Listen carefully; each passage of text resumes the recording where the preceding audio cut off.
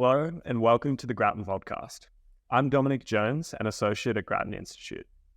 Back in March this year, nearly 1.3 million Australian students sat the NAPLAN tests. Results are in for this year's test, which means parents across the country will soon be opening up their child's NAPLAN report card. This year, the report card students bring home will look different. For the first time, parents will be told whether their child has met the new proficiency benchmark for their year level. Here to discuss what the changes mean for parents is Nick Parkinson, an associate in Grattan's education team. Hey Nick, how's it going? Hi Dom, it's great to meet you.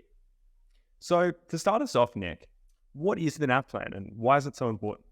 It's a great question, Dom. So you probably remember NAPLAN, or the National Assessment Program in Literacy and Numeracy, from when we were at school and we had to fill in those little shaded bubbles. Well, NAPLAN looks a bit different today. It's online, and with that change to online has also been a change to the score and the proficiency scales. And that's what we'll be talking about today. So just by way of context, NAPLAN is a suite of tests in literacy and numeracy that are sat by Year 3, 5, 7 and 9 students every year. It's really helpful because it's a health check on the education system. And so policymakers, people like ourselves at Grattan Institute, look closely at NAPLAN to see where things are going really well in the education system and places where we can improve and focus attention. For parents, NAPLAN results are really helpful too, because they're an independent view on how their child is tracking. Right. And so you were telling me that this year students' results are going to look a bit different. Can you tell me more about what families should expect? You're right that this year results will look different. Previously, when parents received their students' results, those results were reported against 10 proficiency bands. What we were hearing is that was a bit of a confusing way to report results. This year, the results will look different. They're being collapsed into 4 categories. Those categories are for students who are above a new or rigorous proficiency benchmark, strong and exceeding, and for students who fall short of that new proficiency benchmark, the categories are at the bottom end, needs additional support, and after that, developing. So this is quite a dramatic change. It's both a simplification of what were previously the 10 bands, but it's also a kind of ratcheting up with the rigor of the proficiency benchmark, which is now being set higher. Right. Simplifying sounds like a good idea to me. I remember trying to find where my little dot sat in amongst all the bands and not really knowing what it all meant. So that sounds like a positive, but is there anything else we need to be aware about? You're right, that it is a positive, and I too remember trying to figure out exactly what it meant. There was a black dot, where did I sit? What this year the changes mean is that, as I mentioned before, that there's been an increase in the expectation. Previously, the national minimum standard, which was that proficiency cutoff, was set too low. We were hearing this from teachers who said it didn't adequately represent those students who are able to access the teaching in class. And we also knew it from the international tests, which Australian students sit. So 15-year-olds, for example, sit the PISA test, that's the Program of International Student Assessment by the OECD. And in those tests, about 40% or more of students fall short of our national proficiency standard.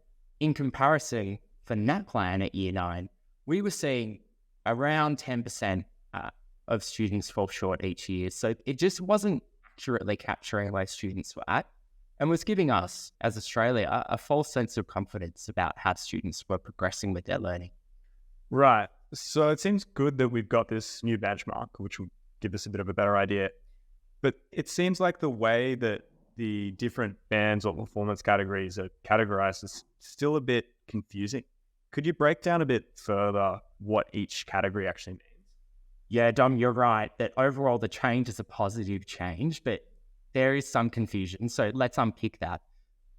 We should begin with the top 2 categories. So those categories for students who met the expectations for their year level at the time of testing. So those categories, as a reminder, they are strong and exceeding. The caution for parents is that strong is a really broad category. It includes students who just scrape past that new proficiency cutoff as well as students who are below the national average. So for parents who are starting to receive results this year, they should look closely. The devil is in the detail within this strong category, given that there is such a span of achievement within that category. Right, so those are the upper categories. What about the lower two proficiency levels? So there's also could be a bit of confusion here, so it's important to unpick them. For both of these categories, needs additional support and developing, students have not met the standard. So just to be really clear, if a student is in developing, they have not met the expectations at the time of learning and may not be on track. What the cautionary tale again here is that a student who's in developing may also need additional support. So while they don't have the category needs additional support, we should see that developing category really as a cohort of students who'd benefit from some additional support to help them get back on track so that as school gets more difficult, they're able to access all the complex things we're asking of students. Right.